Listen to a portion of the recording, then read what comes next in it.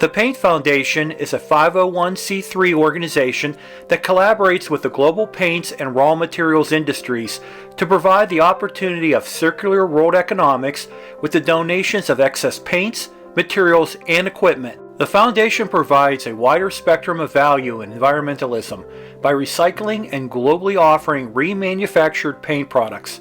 The purpose of the Paint Foundation is to provide solutions to those in need with affordable paint products, employment, and financial advantages to all global communities. I hope that you find this interview informative, and I highly encourage the paints and industrial coatings industry to work with the Paint Foundation. Joining me today is Huzaifa Matawala, who's the president and CEO of the Paint Foundation, which is a 501c3 organization that's focused on global circular solutions, sustainability, and reuse of recycled paints.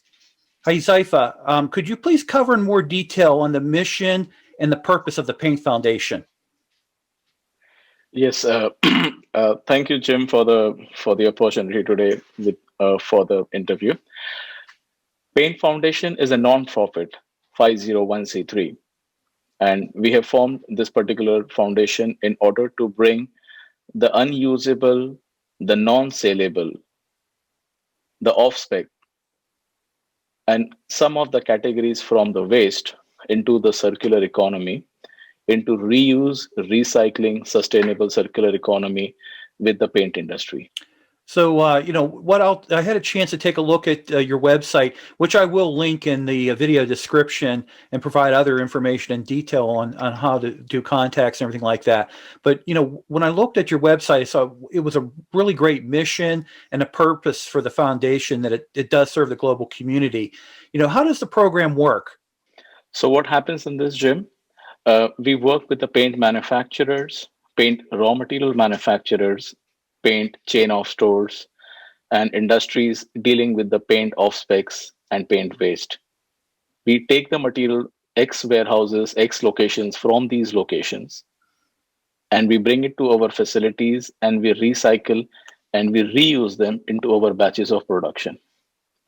Now, this material pertains from all kind of industrial off specs, mist tints, wash solvents, batches gone wrong, batches that could no longer be used. We are even taking the alkyd resins, batches gone wrong, something even like the gelled batches.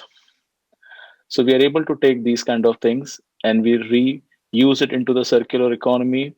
And most of the part of our items end up into the economies of use and the needy communities, whereby they are not able to afford the paint at a higher prices. So we give the discount schemes, we have lower pricing schemes, and we put it into the market for the reuse.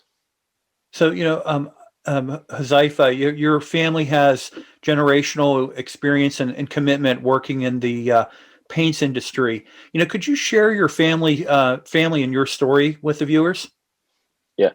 So we are almost over 5 decades now in the paint and paint raw material manufacturing industry. We've been in different parts. We've been in India, we are in Africa, we are in Middle East, we are definitely in the US and in north of the US, Canada side. And we are producing paints, we are recycling paints. The model of recycling is, in fact, the basic model how we survived in the industries of paint, producing cheaper value of paint from the items that were available from the larger manufacturers. So that was a model on which for several decades we were able to be very competitive and able to create paint out of it.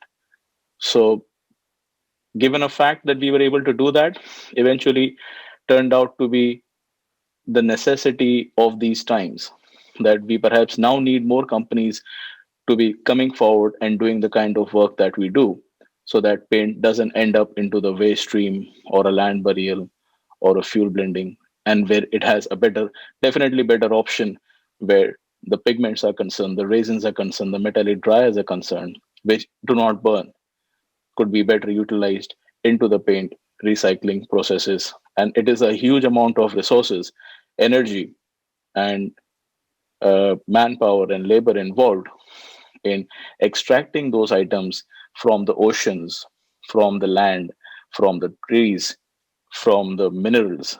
So you are not only saving the damage into the land, but we are also saving those many further extractions of resources and on that.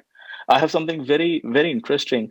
I recently written an article which connects technology, economy, and recycling processes and how this is affecting more than ever in these times. So we are currently in the era of abundance. It means we have got the GDP more than ever, not just of the US, but of the entire world. The money printing, all the reserve banks are doing it at a very huge and more than ever.